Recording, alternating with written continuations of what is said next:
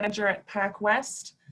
We like to refer to ourselves as a political public relations firm because our brand of public relations work, I think, goes beyond what's considered the norm, from strategic communications and stakeholder relations to government affairs and campaign management.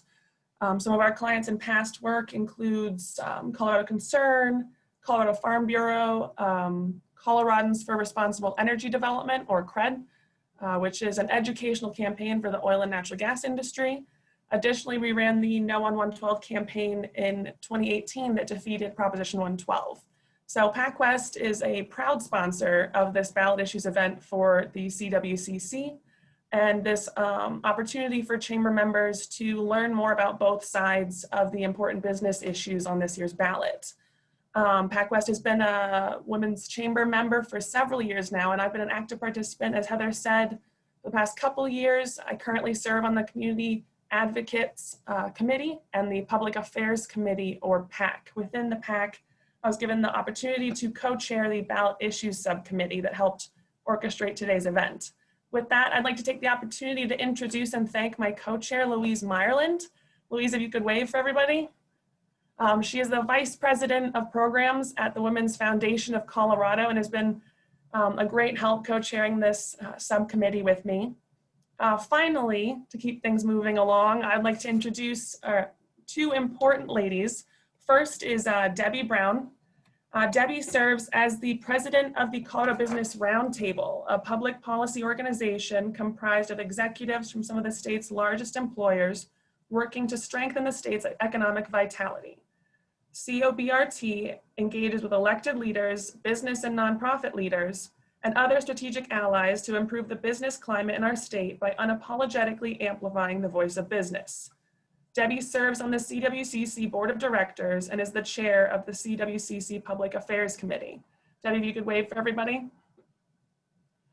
And then lastly, I would like to introduce Sandra Hagen Solon. For more than 25 years, Sandra Hagen Solon has guided top-tier clients in navigating the intersection of politics, policy, strategy, and business as head of Capital Solutions, a leading full-spectrum government affairs firm she founded at 23 years old. Sandra represents business clients at the local, state, and federal levels, solving complex public affairs challenges for her exceptional clients. Among them, she proudly represents the Colorado Women's Chamber of Commerce. Finally, Sandra is a Republican political analyst for several national news outlets and provides political insight and commentary for local media. She was named a key Colorado influencer in 2019, one of the top 10 Colorado politicos to watch in 2018 by Colorado Politics, and a Colorado influencer by the National Campaigns and Elections magazine. And Sandra, if you could wave for everybody. Thank you both for your guidance in this process. And with that, I will kick things off to Debbie. Great. Thank you so much, Tricia. And a big shout out to Tricia and Louise, again, for all the work they've put into this ballot initiative process. As some of you might not realize, it's a multi-month endeavor, and really they've been working hard since spring to monitor potential ballot issues, to understand which ones would eventually get on the ballot, which ones would be of importance to the Colorado Women's Chamber, and then also putting together a lot of the details for this evening's event. So thank you so much to Tricia and Louise again. Appreciate all that you guys do. I also want to thank the other members of the Colorado Women's Chamber Public Affairs Committee that are on the call today, and they put in a lot of work, and they really cover a lot of diverse industries in our state. We have over 30 women and men as part of the Public Affairs Committee, and they help try to represent the voice of women in business and to help us navigate where we can have more voice and more mission as well. So a little bit about the Public Affairs Committee in case you have interest and you're a member of the Women's Chamber. Our mission for the Public Affairs Committee is to support a Colorado economic environment that welcomes business interests to Colorado and supports their ability to grow and thrive. A thriving business community helps women-owned businesses and women within all businesses, large and small. And then we've got a bunch of other details, but that's kind of big picture what our Women's Chamber works on this issue. And we meet monthly, typically the same time, used to meet in person, of course, and now it's more of a virtual meeting, but it's an open meeting to anybody, again, who's a member of the Women's Chamber. If you'd like more information, I'm happy to send it to you. A little bit why we've developed this event. This was really an opportunity, as Kristen mentioned, to set the stage for what open and honest dialogue and information sharing can look like. And I think we consider to some degree that we're role models for how people can have respected, honest conversation and open debate about ballot issues. We've never done this event with candidates. I don't foresee us doing that ever in the future, but issues that particularly affect women in business, women in the business community are of prime interest, I think, to our membership. So this event, I believe this is our third or fourth year, and it's been really great. In fact, people in my breakout session said they've attended several of them and wanted to jump back into this call and perhaps see the recording if you're watching that, to really just be more informed about these ballot issues that are coming up quickly. So with that, I want to give a couple shout outs about the rules of the event, and then I'm going to turn it over to Sandra, who will moderate from there. So we actually want to follow a certain set of guidelines to make sure that we're providing really, really good information, but also in a fair setting.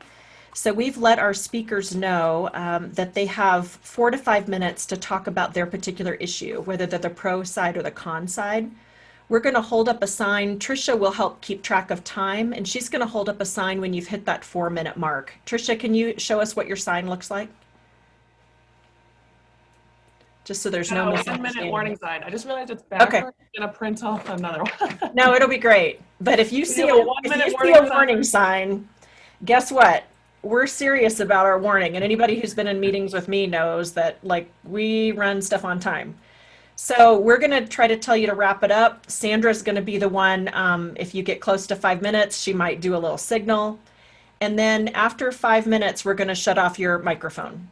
So, you know, Chris Wallace didn't get the chance to do that, but we're going to do that. Heather gets crowned. And really, it's about being respectful of people's time and being respectful about both positions. So that's how we're going to play it. We also ask that there's no commentary from the people watching the Zoom call. We think that that's the way to have a really respectful chance to hear what each side has to say and make sure that they're able to give their position in a really clear, concise way. The speakers were also given the opportunity to provide written information. We will, if that was the case, we'll show some of that information on the screen while they're talking. And I suspect after this as well, we'll have that available in a follow-up email, perhaps, to make sure everybody has that information that was provided. I believe those are kind of the only rules at this point, and all the speakers have been given the outline of when they're going to go. Any questions from the speakers before we begin? All right, great. So now I want to turn it over to the really complicated part. That's I got the easy, fun part to give you kind of some big picture thoughts, but Sandra is going to help usher in all the different speakers, the pro and the con, and handle the rest of the evening. So take it away, Sandra. You're on mute, Sandra. There you go. Thank you, Debbie. I appreciate the introduction, setting the framework, how we got here. So important. And again, appreciate all the remarkable work of the PAC and in developing our positions and really thinking this through. It's an interesting time, and as was mentioned in one of our breakout sessions, so much attention being paid right now to the national scene and all the politics there. I think many of us have forgotten or not paid attention to the local issues that are facing us this year, and all of which are very important to our state. So really appreciate your taking the time to join us today. As mentioned, we have pro and con presentations from all of the campaigns, or the campaigns in which we feel are most important. There are a number of other issues on the ballot that we don't get into, but we have a number here today. Amendment B, Proposition Amendment EE, Proposition 113, 116, 117, and 118.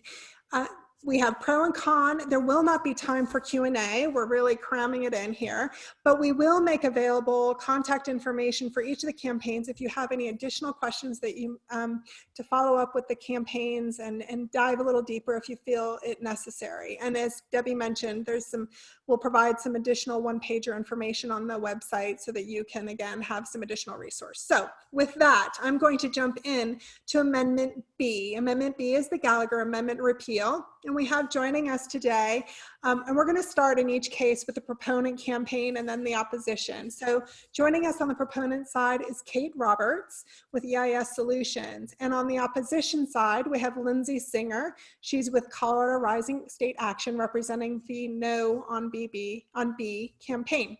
So Kate, if you could raise your hand, jump in. We look forward to hearing from you. Thanks, Sandra. And Heather, no need to display what we sent because it's kind of long, so you can just include it in the attachment afterwards. But all right, thank you, Sandra, Debbie, Kristen, Heather, and the co-chairs of this committee for hosting today. I think in a time in our history when women, in particular women-owned businesses, need support, I'm really grateful to kick off the program tonight by talking about why everyone here should vote yes on Amendment B. In 1982, the Gallagher Amendment established a formula that splits the total property tax burden between residential and commercial property. And a quick side note about what commercial property means. It also includes restaurants, daycare centers, small local business owners, and farmers and ranchers across our state.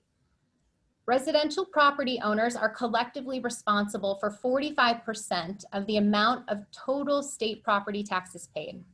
And non-residential property owners are responsible for 55%. The assessment rate for commercial owners is fixed at 4 times higher than residential, 29%. And here's another way to look at it. Commercial real estate now makes up 20% of the total property value in Colorado, but pays 55% of the taxes. That shift to small business is untenable, especially now. To me, Amendment B is a win-win. It takes an outdated fiscal policy out of our Constitution. It freezes property taxes for homeowners at a rate that is 3rd lowest in the country. It prevents a further shift in tax burden to struggling small local businesses and fends off harsh budget cuts, particularly in rural and low-income areas for firefighters, police, frontline healthcare providers, schools, and other critical government services. The Joint Budget Committee currently estimates the Gallagher Amendment is expected to trigger an additional $491 million in cuts to school districts and $204 million to cuts in county governments. And those figures don't include the impact on cities and special districts. My opponent and I tonight are on the same side of the aisle, but we have a different view. You'll hear her say today that your tax rate will increase if Amendment B passes. And respectfully, that is simply not true. Let me be clear. Amendment B freezes the residential rate. And because of TABOR, the Taxpayer Bill of Rights, the only way it can be increased is by a vote of the people. In fact, what my opponent will likely fail to tell you is that if Amendment B fails, hundreds of taxing districts across the entire state will trigger automatic local mill levy increases, a web created by the issues Gallagher has been weaving for years.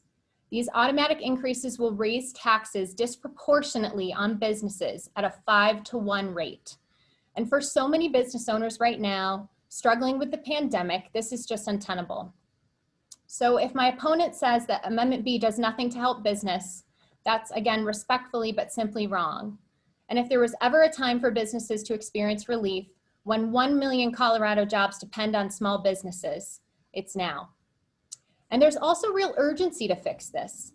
The coalition supporting Amendment B is one that is so diverse, it truly emphasizes the issue at hand.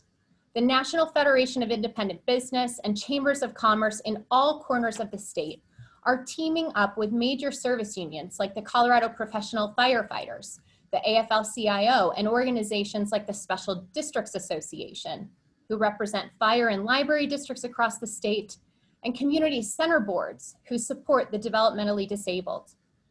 All of these groups are coming together because the Gallagher Amendment is so broken. I urge you, when you get your ballot, please join this coalition and put a stop to this broken formula that is stuck in our Constitution. Please vote yes to repeal the Gallagher Amendment. Please vote yes on Amendment B. Thank you so much, Kate. Well done in the time. I appreciate it. No, we really appreciate it. Nicely done. Thank you. And Lindsay, Singer, I think you're Hey. on another screen, hopefully. Yeah, Oh, I'm there you here. are. There you are. Very good. Yes. Wonderful. Thanks for having me here, and thanks, Kate, for taking the other side. There's three main things that I want to talk about with Gallagher. Kate primed you for this point, but it's very simple that we will be paying more in taxes if Gallagher is repealed. Right now, the assessment rate is 7.15%. And next year, it's projected to be 5.88% if we keep Gallagher. So that means that if Gallagher is repealed, we'll all be paying higher property taxes than we otherwise would be. The second point is that I want to make is this doesn't do anything to help business, which Kate also said that it's true. The assessment rate is frozen at 29%. And the other point is that there's no plan in Amendment B for what comes next. So it freezes the rate at 29%, which isn't helpful for small businesses. And a higher rate on our property taxes won't just impact homeowners, it's also passed down to renters. So, we talk about the impact on small businesses, and there are definitely issues with Gallagher that I'll talk about, but we also have to think about the individual. There's low-income families who are struggling right now, especially with COVID, to pay their mortgages or their rents, seniors on fixed income, people that, we can think about the individual, and higher property taxes really creates a lot of problems. Just because home values go up doesn't put more money in these people's pockets, and the Gallagher Amendment at least helps to slow the growth of property tax increases.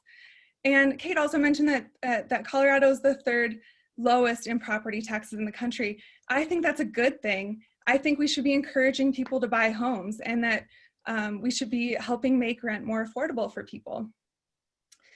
But I want to take a minute to be clear about the numbers that we're talking about here. Even with the Gallagher Amendment, most Coloradans pay more in property taxes every year anyway. Actually, in the last 5 years, property tax revenue is up 53%. Last year, property tax revenue increased 15% statewide, and even in a recession, this year it's projected to increase another 10%. So we're all paying more taxes because in a lot of places our home values are going up. There was a Colorado Sun analysis recently where they looked at the different counties and found that adjusted for inflation, per person since Gallagher passed, we're paying more than double in property taxes. So one of the biggest problems with Amendment B is that the legislature, the proponents are asking us to just repeal this protection for our property taxes and then just trust them with what comes next. There's a temporary freeze on rates, but then what? There's no plan, and that creates a lot of uncertainty, not just for people and families, but for businesses as well. The Boulder Daily Camera, who is in favor of this, actually said that cutting plumbing, it's like cutting the plumbing pipes without having the equipment to replace them. And I think that's a great visual. So a point about the commercial rate, this really doesn't do anything to help businesses because rates will stay at 29%. As I mentioned, I agree that these rates are too high and would love to see them come down a couple points, but Amendment B doesn't do that. We can talk about the problems with Gallagher, but that doesn't mean that Amendment B is the right solution. Other problems with Gallagher that I fully admit, it creates a lot of issues in rural areas that have to, if it's an area where property values aren't increasing as quickly, or there's not as much commercial property, it results in cuts in local services, which is a big problem. And it's a problem in these areas. And it's a regional problem for the Western Slope, some Eastern Plains, and it needs a regional solution. There was a legislative committee that studied and made recommendations on new approaches because issues with Gallagher, it seems, I have 1 minute left. So, this isn't new. The legislature has been trying to think of new ways to fix this for a long time. And one approach is a regional approach. and I agree that that's the way to go. So I'll just end by saying that most Coloradans pay more in property taxes every year than they did the year before because their values are going up. Having Gallagher as a check on the increases slows the rates, and that's a good thing. I hope that Amendment B fails, and when it does, we can work on a real solution that makes it better for all of Colorado, especially the rural areas. So with that, I will just urge a no vote on Amendment B. Thank you.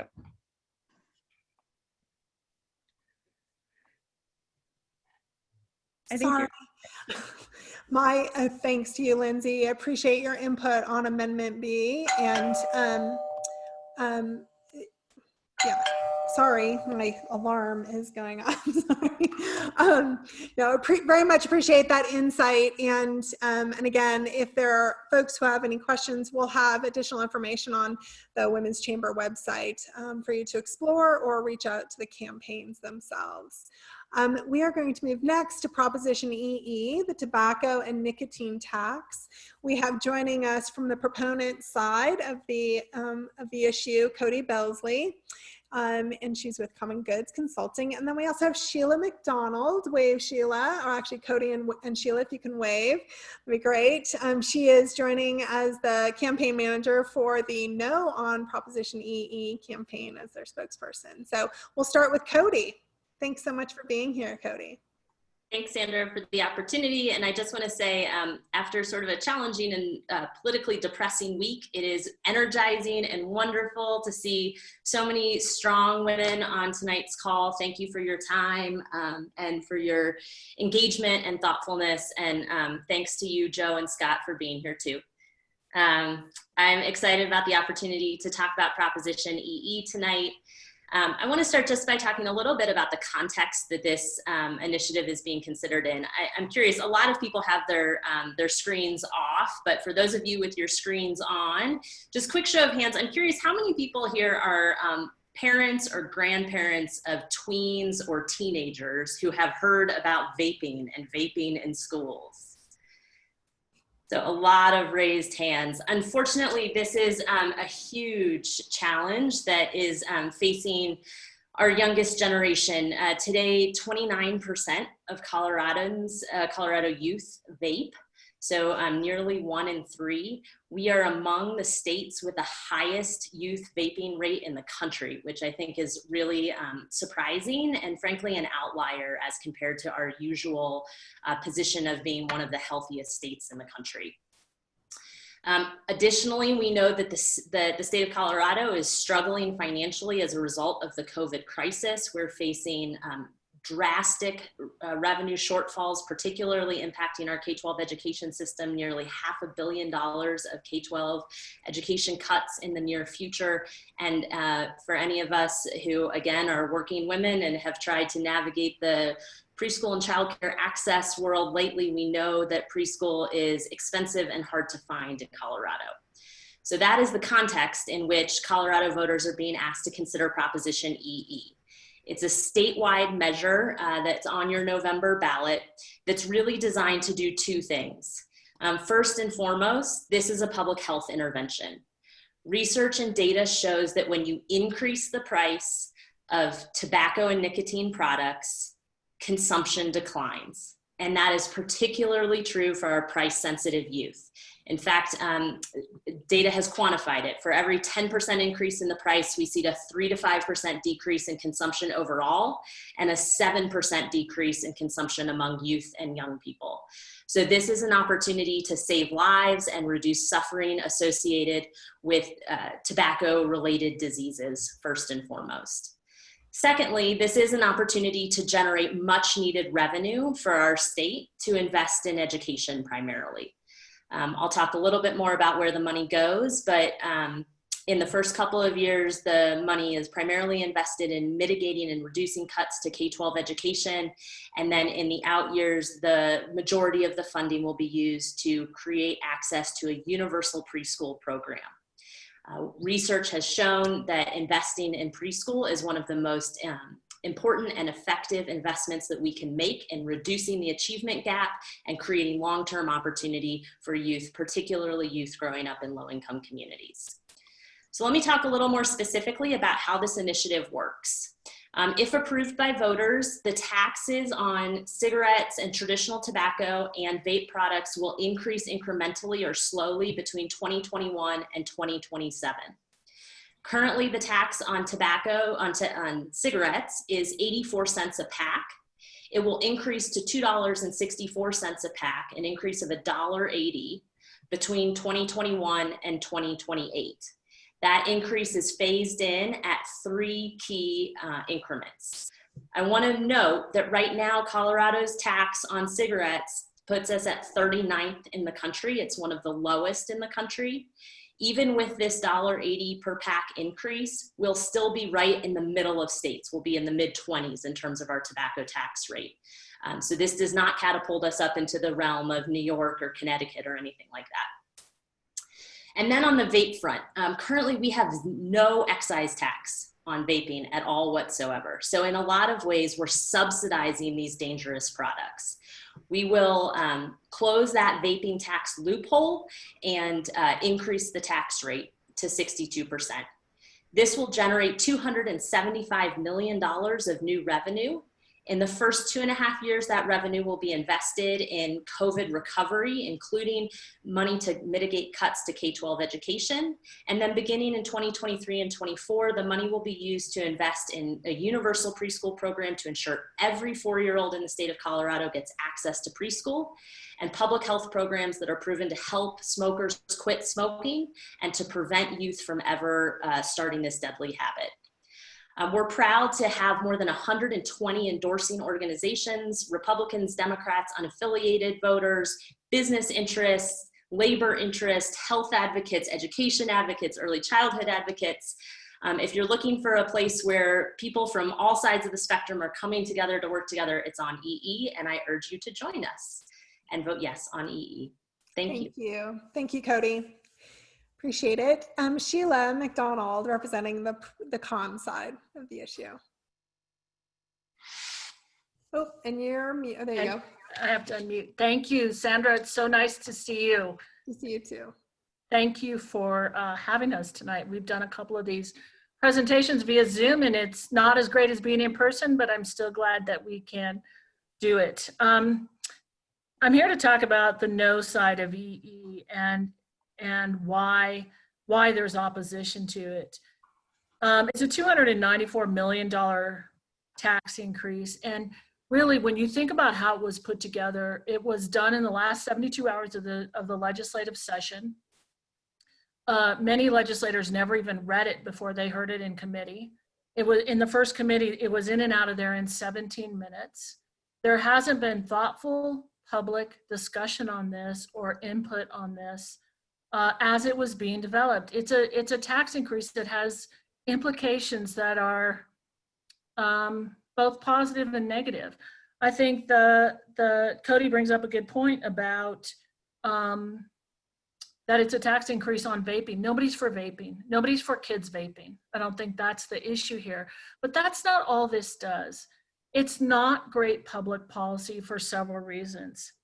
If you read the ballot language and even your blue book, what they don't tell you is that in the bill, there's a price floor for all cigarettes. So discount cigarettes that are now approximately $4 a pack will be $7 a pack. So you will not be able to sell any cigarettes for less than $7 a pack in Colorado. And that was part of the deal that was cut right before this bill went to committee. And so who does that harm? People who smoke discount cigarettes. I mean, it's a cost issue for them, and also small business owners. And it could be that the business owner sells a lot of different cigarettes, but if 30 or 40% of their business is discount cigarettes, and that goes away, that harms the small business community. I'd like to talk about what this funds, because in reality, this goes to the general fund. There's not a plan for every piece of this money. There's ideas of where it could go, but before it gets to preschool, it goes into the rural school cash fund, the housing development fund, the eviction legal fund, and then tobacco education, and then preschool. Preschool's not going to get funded for between 2.5 to 3 years, and it may never get funded. The legislature that put this in, that voted this through, won't be there in 8 years. And then it can be used however it wants. I think they had great intentions. I think the governor has good intentions. Preschool is critical, and there's no doubt about that. But should we do it on the backs of smokers? The smokers are about 14% of Coloradans, and the majority of those are low-income people. And so it's not me who's going to be paying for this preschool tax. It's not anybody in my family.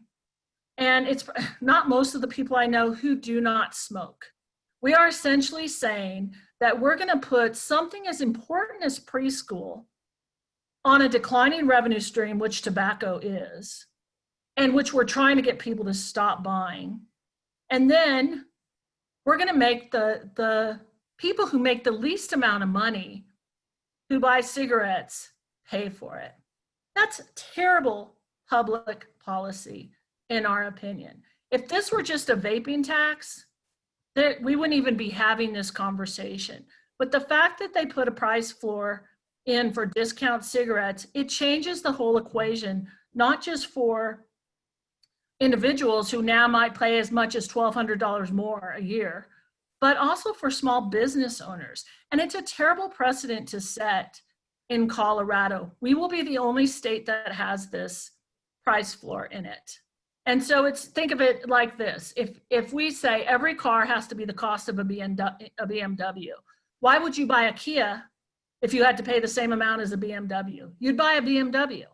And so that's sort of what you have to think about when we talk about this. We also have a large coalition of folks. We just stood this campaign up 3 weeks ago, this opposition campaign. We have county commissioners from across the state that have joined us. Colorado Municipal League has endorsed us. Westminster City Council voted no. Plus, we have the Working Families Party that also is not supporting this for these very reasons. It's a burden on low-income people.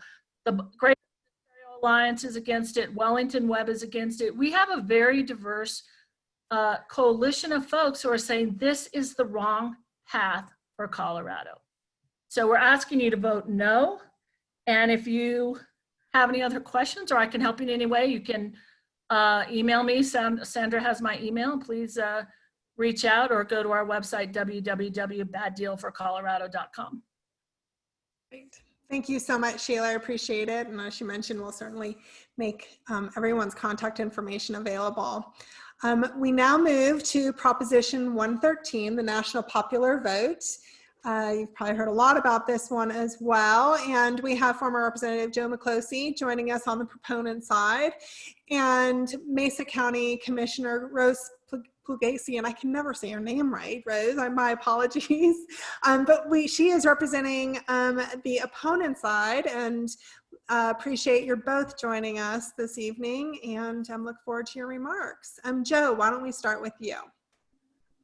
Fantastic. Kristen, Debbie, Heather, and Sandra, thanks so much for having us here today. And Shirley, thank you for hosting a civil debate compared to what's going on nationally. I'm Joe McCloskey. I'm a former Colorado state representative, and I'm the CEO of Bridge Consulting, which is a public benefit corporation that does public policy consulting. I just celebrated my 5-year anniversary of owning that company. I'm here to ask for your vote and endorsement on yes on Prop 113, yes on national popular vote. In summary, we believe the most votes for the presidency of the United States should win, and that every vote should count equally. What is the national popular vote? It's an agreement between the states, of which Colorado is a member, to award their respective electoral college votes to the presidential candidate who receives the highest national popular vote in all 50 states, while also preserving and protecting, and I would argue enhancing and improving, the electoral college. The problem is that 5 times out of 45 presidents, or 11%, have won the election, but they have not won the national popular vote. The second issue is that there's a small number of swing states, or what's called battleground states, like Florida or Wisconsin, that receive billions of dollars of additional grant funds from the federal government and wield way too much public policy and political influence that should be discussed amongst the entire country, not just 6 states, where the other 44 states, including Colorado, is ignored. At its core, the national popular vote achieves 1 person equals 1 vote, regardless of what state you live in, rural or urban community, or what political party membership. Every vote should count equally. So on November 3rd, you'll see in your ballot the following language: shall the act of the General Assembly be approved, an act concerning adoption of an agreement among the states to elect the President of the United States by national popular vote. Over the last 10 years or so, 15 states, including Colorado and the District of Columbia, had joined this agreement, totaling 196 electoral college votes. We're about 2/3 there. We need about 7 more states to join the agreement to reach the magic number of 270 electoral college votes. And we're preparing this for the 2024 presidential election. Article 2, Section 1 of the United States Constitution, which is the only reference point to the Electoral College, makes it clear each state has complete or plenary control to decide the manner of how they allocate electors. And there's even been 3 famous United States Supreme Court decisions that have confirmed our viewpoint. Even the famous Bush v. Gore 2000 Supreme Court decision. You may be surprised to know that at different times in their political career, we've had former House Speaker Newt Gingrich, Bernie Sanders, Howard Dean, Bob Dole, former Colorado Congressman Tom Tancredo, even President Trump have all at one time in their career endorsed the national popular vote. In fact, over 3,400 Republican and Democratic state legislators have endorsed national popular vote. Even the 9 former chairwomen and chairmen of ALEC, a very conservative business organization, have endorsed it for 10th Amendment states' rights viewpoints. And then the National League of Women Voters, which is about as mom and apple pie as it gets, and the NAACP have endorsed national popular vote. Now here in Colorado, over 200 elected officials and organizations, from Gunnison County Commissioners to Pueblo County Commissioners to Common Cause and the local League of Women Voters, have endorsed the national popular vote. I'll spend the last minute talking about the 2 most common myths that opponents talk about when trying to persuade voters to vote no on this. The first one is that they think that the large cities will be the dominant voice and receive the most presidential attention, and that small states will be ignored. Nothing could be further from the truth. And I respectfully ask that the math be done. The 100 largest cities in America, of which Colorado Springs is number 42, make up 17% of the population. You don't get enough votes, 50% plus 1, if you only go to the large cities. And these cities vote about 60% Democratic and 40% Republican. Now the rural community, I grew up in a small farming town in Michigan, the rural community equals the 100 largest cities. They too have 17% of the population, and they vote 60% Republican, 40% Democratic, and equal out the cities. The remaining 2/3 of the voters live in the suburbs. And you can't win the White House unless you win the suburbs, which are 50% Democratic and 50% Republican. The last thing is that the opponents love to say California is going to increase its power. It actually reduces its power. I'm going to encourage you to vote yes on national popular vote. I thank you for your time. Darn it. Appreciate it, Joe. Thank you very much. Rose, if you would share your thoughts on the con side of Proposition 113. Well, thank you, Sandra. Thank you, Joe. It's nice to have you, and I really appreciate this opportunity. So during the 2019 legislative session, I was working on many different bills, and one day I'm walking down Main Street in Grand Junction, and 5 different people stopped me on my way to lunch, asking me what I was going to do to stop the national popular vote from coming into effect in Colorado. And to be honest with you, this wasn't a piece of legislation that was on my radar, but I talked to my friend, Mayor Don Wilson of Monument, and he had a very similar experience. And so we did something that has not been done since 1930s, and that is put the question to the vote of the people of Colorado. And so we initiated, once the bill was signed into law by the governor, a referendum process. We needed just under 125,000 signatures through a petition drive to make the ballot. And we received over 228,000 signatures, way more than we needed to get it on the ballot. And the reason we think that is because this movement by our 2,200 grassroots volunteers, they felt like their votes are personal And taking Colorado's 9 electoral college votes and putting them in this pool, this compact of states, was not good for Coloradans. And that's why they engaged in probably one of the largest bipartisan movements in Colorado's history. And even as this went through the legislature, there was bipartisan opposition. And I'll be honest with you, when I first started this petition drive, I thought you'd see a lot of the rural areas standing up and saying no, and not much from the urban areas. But I will tell you, we had as many people wrapped around buildings to sign this petition in Boulder as we did in Grand Junction. And so people really feel very strongly about this issue. And I think it's because not only are their votes personal, but they really wanted to engage and make sure their voices were heard. And Colorado is very fortunate in that we have this referendum process where the citizens could repeal or veto a law that the legislature did that is not, that they feel is not in their best interest. And so why do they feel like it's not in their best interest? Well, basically, we are giving our voice and our vote to large population centers. Anybody who's worked on campaigns knows you go where the majority of the people are. And Colorado will not have that voice and vote. And even in Grand Junction, we have seen presidential candidates on both the Democratic side and the Republican side visit all over Colorado. So not just Denver and Colorado Springs, but Grand Junction as well. And we've had the opportunity as Coloradans to influence important public policy decisions. And as a chamber, that should be of interest to you, whether that's water, transportation, infrastructure. We have had the ability to influence presidential candidates. And so we want to make sure that we don't give that influence away. It doesn't make sense for Coloradans. We have the popular vote in Colorado. So whoever, whichever candidate, presidential candidate wins, Colorado's popular vote is the one that gets all of our 9 electoral college votes. That might not be the person I vote for, and generally it hasn't been. However, it's still Coloradans in charge of these votes and making the decisions that are best for Coloradans and in the best interest of Coloradans. And if we join this compact of states, then basically our vote and our voice get diluted. And so we don't want to give that power away. And interestingly, and I always talk about this, so basically if we give our votes to the compact, it is possible that a presidential candidate on a ballot outside of Colorado could get those 9 electoral college votes, even if that person was not on Colorado's ballot, because every state determines candidates differently.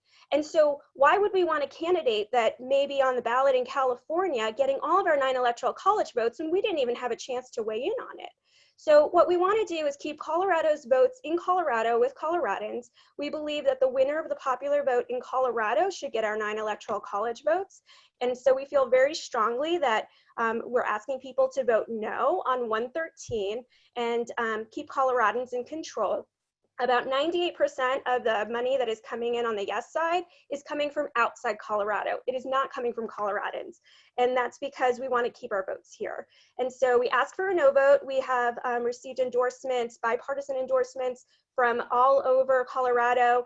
31 counties, county boards of commissioners have joined our opposition campaign, along with the Denver Metro Chamber, chambers from all across the states, because this is bad policy for Colorado and bad policy for business. So thank you so much for this opportunity. I really appreciate it. You can find more information on our website, protectcoloradosvote.org. Thank you again.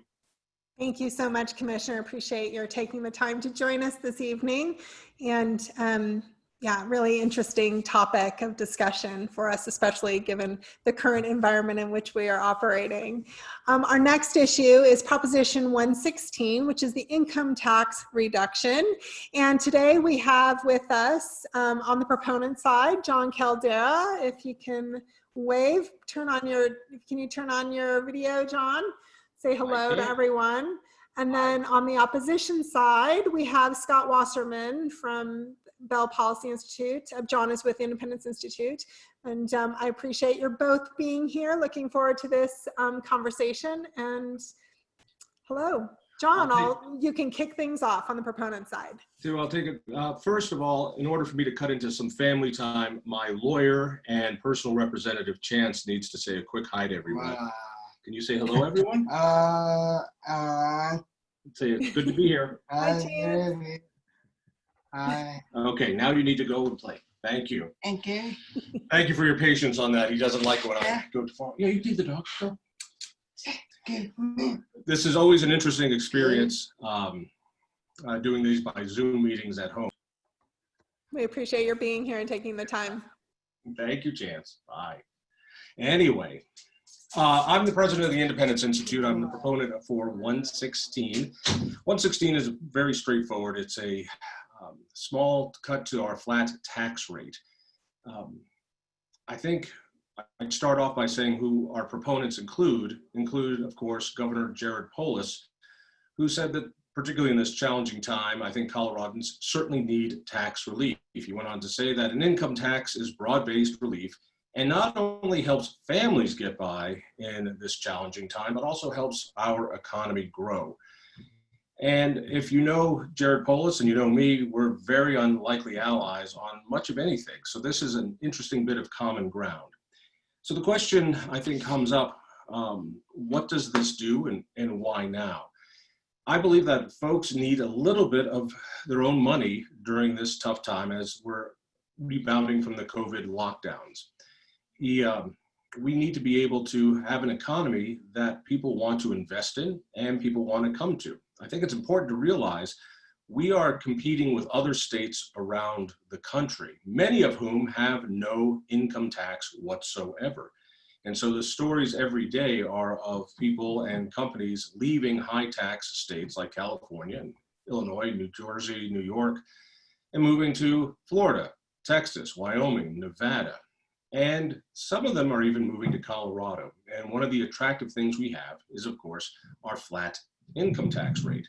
This is not a large tax cut, it's a small tax cut. But I think it signals to people that Colorado is open for business and people want to invest here. It also signals that we understand that people should have a little bit of their own money and that businesses should be able to keep a little bit of their own money to invest. As we compete for businesses, as we want our economy to grow, this helps us. I think you're going to find that our opponents on this have two big criticisms. First criticism is we can't afford it. And the next criticism is, well, rich guys also get this proportional tax cut since everyone gets this tax cut. Let's go in that order. First of all, we have paid for this tax cut many, many times over. In fact, this year alone, the governor signed 2 different bills closing loopholes that brought in about $170 million a year. Well, this proposal will cost the state or save the taxpayers about $160 million. It's been paid for.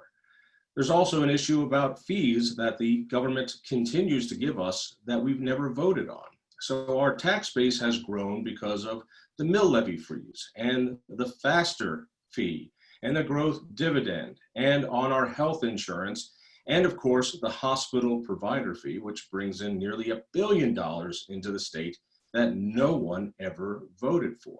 The idea that the state is starving is not quite accurate, particularly when you give all the money coming in from Washington. And finally, there's a correction that needs to happen. This bill was originally sponsored by Jerry Sonnenberg, state senator. The reason he wanted to lower the flat tax rate a lot farther than what this initiative does is because the Trump tax code had a perverse impact here in Colorado. While it saved people's a lot of money on the federal side, it actually broadened the tax base, which was fine because he had a lower tax rate on the federal level. But on the state level, it means there's more to tax. In fact, there's about a $400 million windfall to the state of Colorado that happened only because of the Trump tax code. When Senator Sonnenberg wanted to reconcile this, he wanted a larger flat rate tax cut so that the Trump tax code would be at least revenue neutral for Colorado voters. That failed to even get out of committee. This is a small piece that goes to that side. So we've already paid for it. As far as wealthy people getting a cut, well, 100% of everyone who pays income taxes will get exactly the same amount in this tax cut. And since rich people and rich companies pay a lot more into the tax base, yes, the raw amount of money they get back will be larger, but the tax is the same. This helps energize the economy. And the idea that this is a small tax cut, it seems like they're going on both sides, which is this is too small of a tax cut because it only saves folks $40. I find that a little belittling because that $40 can mean something to a family who needs a night out or a new pair of shoes or a backpack for their kids. And yes, rich people get this tax cut too. It helps keep our flat tax and our tax code competitive. Thank you. Thank you, John. Appreciate that very much. And Scott, if I could pass it off to you, and I think I said the name of your organization wrong. It's Bell Policy Center, not Institute. Conflated Independence Institute and Bell Policy, apparently. But thanks for joining us, Scott. Appreciate your insights on this as well. Yeah, absolutely. It's good to see you. And thank you so much. I really appreciate the opportunity to talk to you about our opposition to this measure. So, you know, I mean, I'll just start out with a little bit of context. You know, from our perspective, Colorado has two fundamental systemic problems confronting it. Our tax code right now is both inadequate. We don't have the funding that is necessary, as I think we all know, to adequately fund our schools, to pay for the roads and infrastructure that we need and maintain the quality of life that Coloradans expect and deserve. The second feature of our tax structure is that it's unfair. If you look at the overall tax burden for Coloradans, you look at state and local tax burdens, what you find is that low and middle income Coloradans are paying more as a percentage of their income than wealthier Coloradans who are paying less, and they're getting less. So it's against that backdrop that we, you know, confront Proposition 116. So as we look at Proposition 116, it's kind of hard to figure out who really wins with this. If you are one of the many Coloradans who fall into the bottom 97% of Coloradans, the math doesn't work for you. And in fact, what the Blue Book shows is that the average Coloradan who's making somewhere around $47,000 a year is going to get $40 back in tax savings. But what they're going to lose, on the other hand, is about $4.50 for every dollar they get back in public services. And so, you know, that $160 million may seem minuscule, and I'll talk in a second, you know, what that comes on top of, but it's going to mean cuts for this legislature. It will either mean cuts in something like the senior homestead property tax exemption, which is $160 million.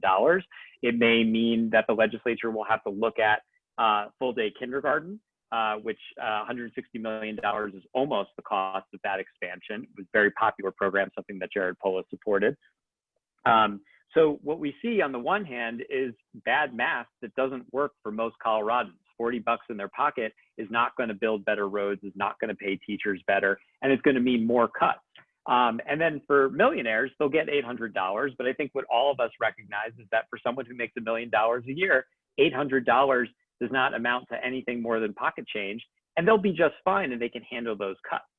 Now let's talk a little bit about the context that all of this comes in. You know, last year, state legislature ended up cutting $3.3 billion from a $13 billion budget. 25% of the state budget was cut last year. Coming into this next year, we've gotten a little bit of news from the Legislative Council, but even there, the legislature will probably have to cut up to $1.3 billion. So by passing Proposition 116, we're simply going to add $160 more dollars to an already very challenging tab in front of our legislature. When we talk about why we're talking about education so much, negative factor went from, you know, we've been paying it down over the years. We are now back to up to $1.3 billion behind where the voters wanted funding to come from. So, you know, from our perspective, just as John suggests that this is a very simple and mild cut, I would argue that our argument against it is very simple. Is now really the right time to be cutting vital public services that Coloradans rely on to afford life here in Colorado? And then, you know, I think regarding this idea that, well, yeah, of course, millionaires get that tax cut too, it didn't have to be this way. There are a number of ways to target tax relief to the people we think really need it. And, you know, I think one of the challenges for us, I was a proponent as well as a number of other groups of a proposal called Fair Tax Colorado. Didn't make the ballot, it's unfortunate, but even there we were talking about how to provide a tax cut for 97% of Coloradans, create 3 new tax brackets. You know, 37 other states have a graduated tax code where we can create a fair tax base and actually fund the kinds of services that we need. And that, I know I have 1 more minute left, but what I'll say from a business perspective, you know, the Denver Metro Chamber has come out in opposition to this measure. What we hear all the time from businesses who are looking to move to other states, they're not looking for, you know, lower taxes. What they're looking for is, are you investing in talent? Do you have roads and infrastructure that we can utilize and thrive in? And the fact of the matter is, we may have one of the best economies, but in all of those other categories, we are failing. I think all of us know we have a funding problem in the state. This one just makes it worse. Great. Thank you so much. I appreciate your input there, Scott. And again, an interesting one. And I know I can just feel John Caldera wanting to jump in and respond.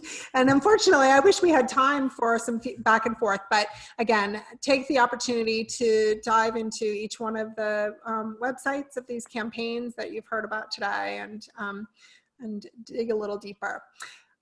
Moving on, we move on to fees, vote on fees, Proposition 117, brought to you by, again, Lindsay Singer will be our proponent speaker on behalf of the campaign for, and Scott Wasserman is also joining us on this one. My apologies, I had forgotten that you are also visiting with us on this campaign on the no side as well. So Lindsay, if I can pass it off to you. Yeah, thanks for having me, putting up with me twice. So what Proposition 117 does is it requires voter approval of big new state fees. And specifically, if a new state enterprise collects fees that are over $100 million in the first 5 years, then voters would get to approve that. As you know, there are 2 main parts of Tabor, the Tabor caps and refunds, which was part of our conversation with Proposition CC last year. And the more popular part is that we get to vote on tax increases and debt increases, and even Governor Polis supports this part of Tabor. But when Tabor was created, there was an exemption for enterprise that was created within it. Enterprises are basically government-run businesses that have less than 10% of their revenue coming from the general fund. So when the exemption was created, this was for things like state parks, where you buy a park pass and use the park services, universities, the lottery, where you can, these are all user-based decisions where if you want to participate, you can choose to and pay the fee, and if you don't, then you don't have to. But over the years, the legislature and the courts have really started to expand the definition of enterprises to basically anything with a bank account that's outside of the general fund. And the problem is that this creates the part we have now, which is that 2/3 of our budget is outside of the Tabor limits. It used to be 1/3. And that fees are growing 4 times faster than general fund revenue since Tabor started. And I think last year it was $18 billion in enterprise fees that Coloradans paid, and that's every year. So the new enterprises are things like faster fees, car registration fees, hospital provider fees. You know, we're required to pay these fees to drive our cars. We're required, if we need to be in the hospital, to pay these fees. Last legislative session, the health insurance affordability enterprise was the new fee. It's a new tax on hospitals and health insurances to pay for the reinsurance program. And if the family leave fails on the ballot this year, we'll probably see that back again as an enterprise. We also see, you know, with the budget cuts that the legislatures had to make, we see this this potentially being used more and more in the future, including a carbon tax. And these are things, this would be, you know, a carbon tax, or you pay a tax at the pump to fill up your car with gas. You don't have a choice in these things. And so when there's not a choice, it feels a lot more like a tax. So if voters decide to pass these things, if there's going to be hundreds of millions or billions of dollars on a new enterprise, then we just think people should have a vote on it. And if they pass, then that's fine. I don't have a problem with that. But right now we have a hole in our Taxpayer Bill of Rights, and what we're trying to do is fill that loophole. We want to make sure that things that are actually a tax are getting a vote from the people. And we included just things $100 million or larger. That's a massive number. But because there are these legitimate enterprises, we didn't want to go after every single one of them. And there's reasons for that, but we do definitely want to focus on these massive fee increases.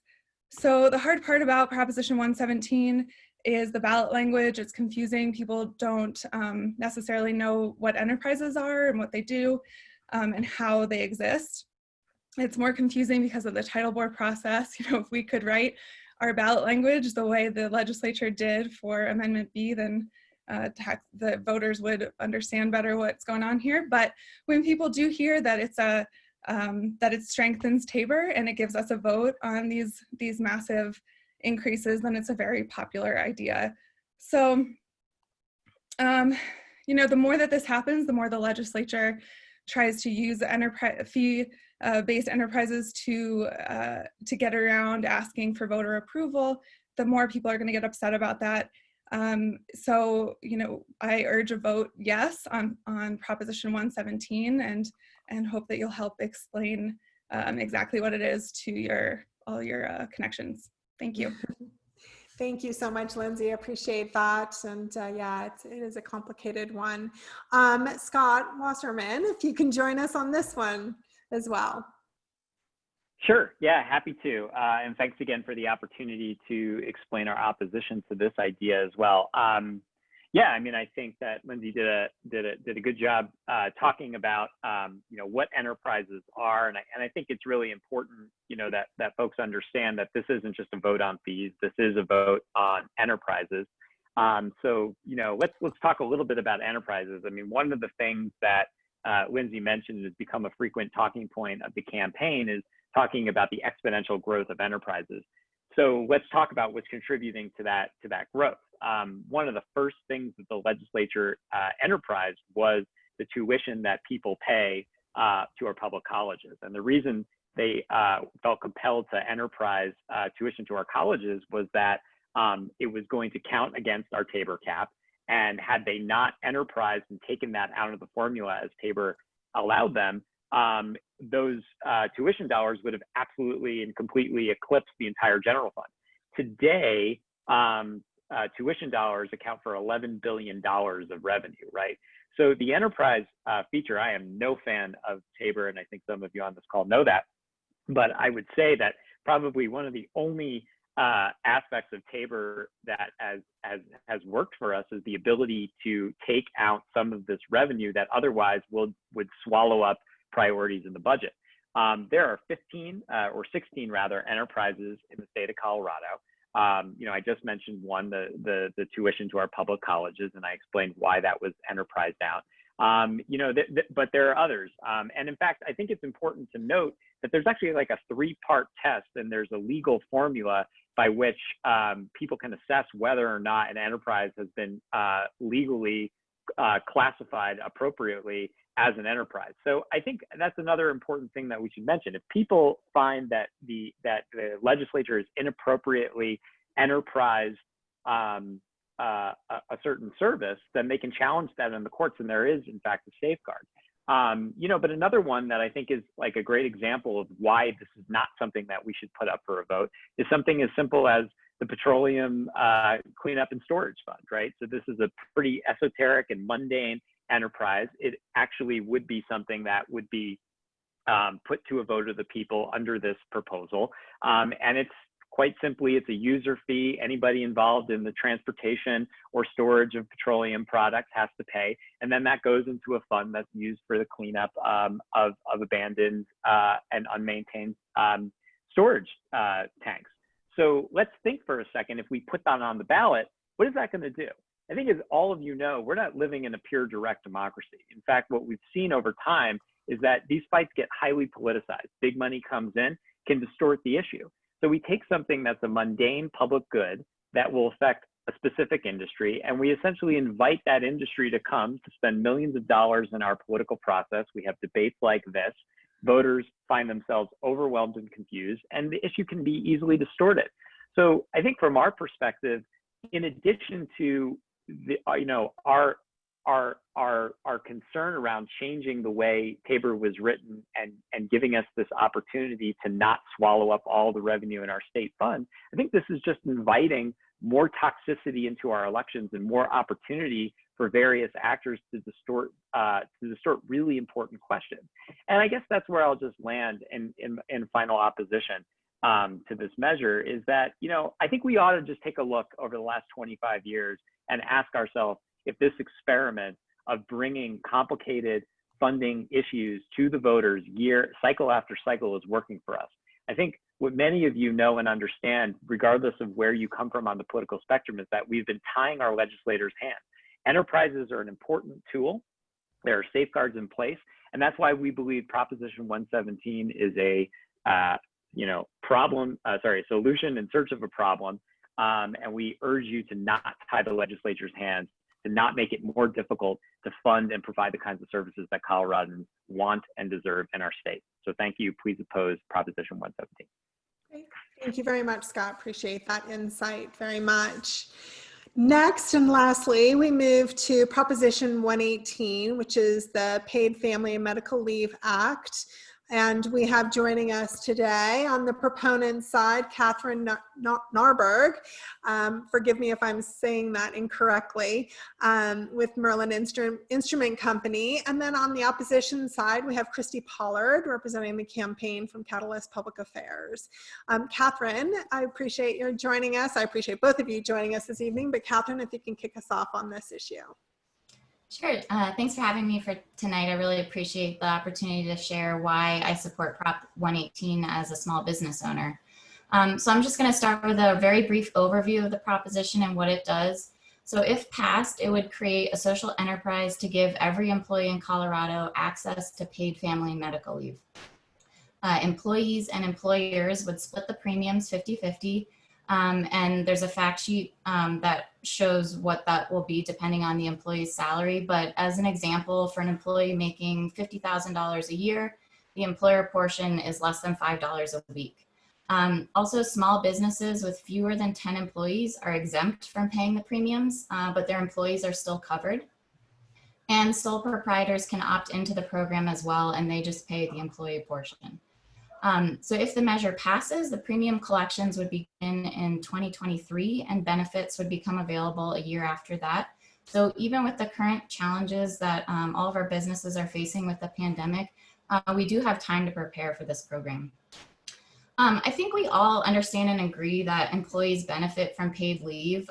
This idea really enjoys widespread bipartisan support. So tonight I'm going to focus on how this particular program would benefit my small engineering and manufacturing business. I have 3 employees. So in my industry, I have to compete with large tech companies to attract and hire my engineers and assemblers. And these workers have come to expect paid family leave as a standard benefit. But for me to guarantee a comprehensive policy and self-insure is just really not feasible with only 3 employees.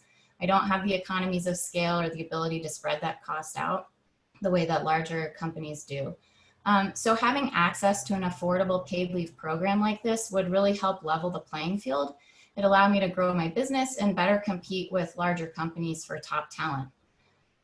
Without this program, the best option that I've found is to get a short-term disability insurance coverage, which honestly was really difficult and a pain to find a policy to begin with, and then getting it set up.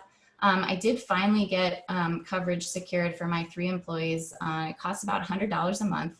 And it turns out the employer premium on this ballot measure program would be about the same cost, but the ballot program would offer a much more generous benefit for my employees in terms of the dollar amount of their payout when they take leave and the number of weeks covered.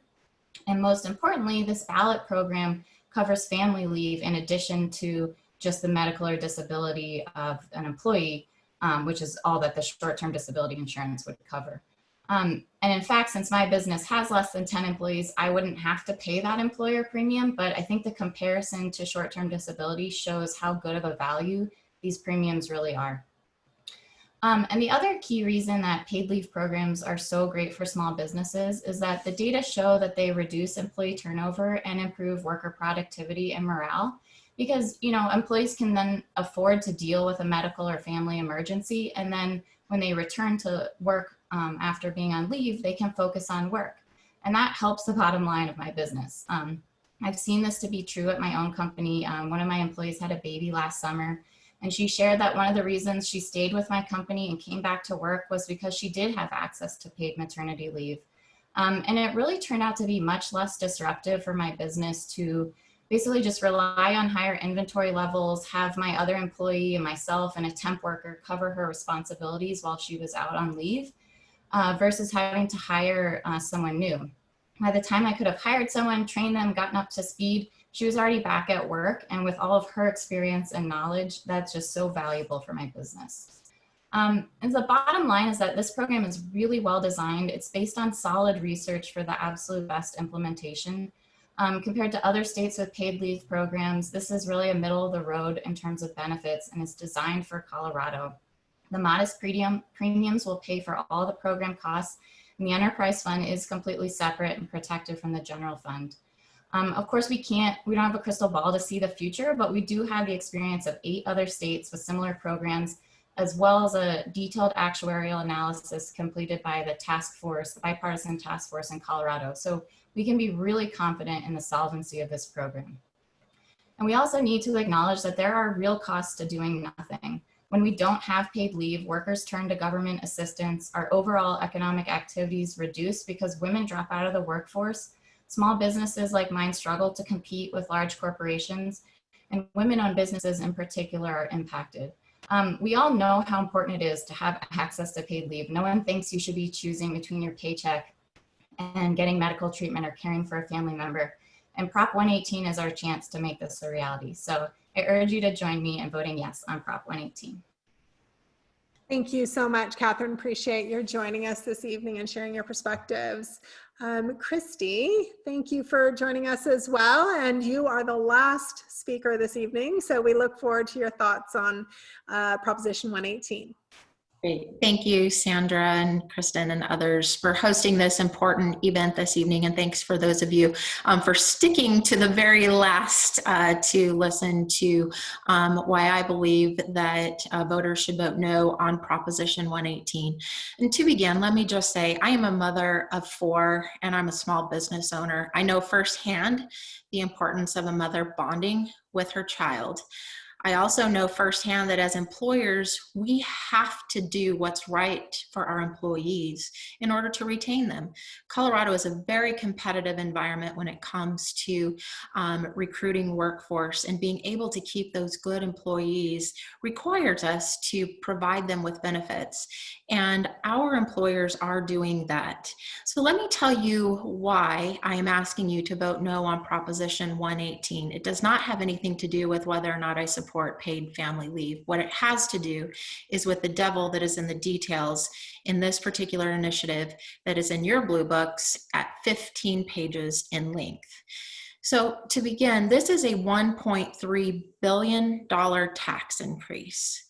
This is a tax increase that's going to be split evenly between employers and employees. And I don't have to tell any of you on the line this evening that we're in the midst of a pandemic. We're in the midst of a depression that we have not seen since the Great Depression. Our businesses are struggling to recover. We have over 4,000 restaurants that have closed their doors. We have seen our lodging industry lose over $600 million in revenues just since March. Businesses are struggling to get back on their feet, and to impose a $1.3 billion tax on employers and employees during this difficult time, it will create a challenge.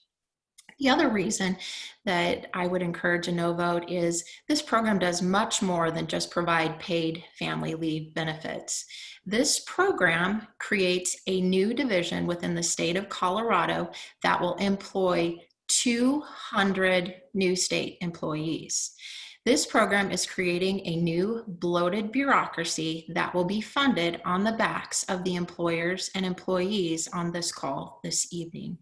I don't know about you, but I believe that I would rather put those monies into the pockets of our employees and allow them to go out and spend the money on groceries, on school supplies for their students. I would rather our employers be allowed to hire that new employee. The third reason that I'd like to point out this evening as to why this is a bad initiative for Colorado is that the solvency is truly in question. You heard this evening that there were actuarial analysis done on this, and that actuarial analysis says that only 5.3% of Coloradans will use this benefit. This is in fact the richest benefit in the nation. This is a benefit that will provide great time off, both between 12 and 16 weeks for a variety of circumstances that go far beyond what Family Medical Leave Act at the federal level does. A recent study done by the Common Sense Institute says that if this program deviates by just 1% on usage, 1% folks, if 6.2% of Coloradans use this benefit, it will be bankrupt in year 2. If this program goes bankrupt in year 2, folks that need this benefit and are counting on this benefit to take the time off to bond with their child or to take care of their sick loved one, the monies will not be there. In order for this program to be solvent at that 6.2% utilization rate, your taxes will need to increase to 2.25%, which is double what is allowed under this initiative. To conclude, the benefit, the arguments against this benefit are not against moms, not against children, not against people taking care of their family members. The arguments against this benefit or this initiative is that it is a $1.3 billion tax increase. It creates a bloated bureaucracy, and it will be insolvent if only 6.2% of Coloradans utilize it. So I would ask you all to dig into the details and vote no on Proposition 118. Thank you for your time this evening. Thank you so much, Christy. Appreciate your perspective on Initiative 118. That concludes our presentations from the various campaigns. We really appreciate your taking the time. I'm going to pass the mic off to Kristen to share the perspectives of the Women's Chamber on several of these measures. The Women's Chamber our Public Affairs Committee took time to dig into some of these and take positions. And so Kristen will share our thoughts with regard to a number of these measures. Thank you all for being with us, and thank you to all of the speakers who are still with us this evening. We really appreciate your taking the time and an evening to join us and step away from your families. Thank you everyone for being on the call. And we have some really well thought out statements that the Public Affairs and the board committee put together. So I'm gonna have Heather send you a link in the chat box to the detail on those, because I want to respect your time and everyone's time. So I'm just going to go ahead and read our positions, the ones that we've taken on initiatives that we feel like affect women in business. And then for the details, you can click on our statements if that's helpful. So on Amendment B, the Gallagher Amendment repeal, the Colorado Women's Chamber supports. On Proposition EE, nicotine and tobacco tax, the Colorado Women's Chamber supports.